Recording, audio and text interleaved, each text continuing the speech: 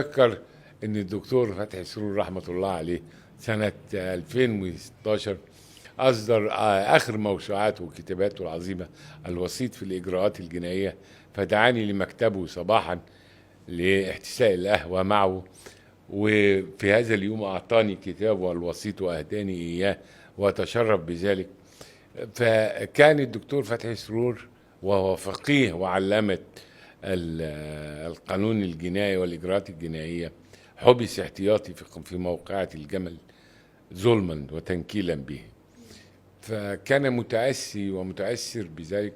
فقال لي حين ذاك أن أصعب شيء أنه شعر بقيمة الحبس والظلم نتيجة الحبس الاحتياطي، وخصوصا أنه برئ فيما بعد، ثم جاء بقانون الإجراء بكتابه الوسيط لكي يشير ما حدث في فرنسا، أن هناك بعض القضايا التي حبس فيها متهمين في فرنسا، فخرج النائب العام الفرنسي ليعتذر للشعب الفرنسي ويعتذر للمتهمين على الهواء مباشرة لما تم من حبسهم. فقال لي الدكتور فتحي سرور: أنا لو كنت أعلم أن الحبس الاحتياطي بهذه المرارة ما كنت عدلت تلك التعديلات في عهد رئاستي للبرلمان.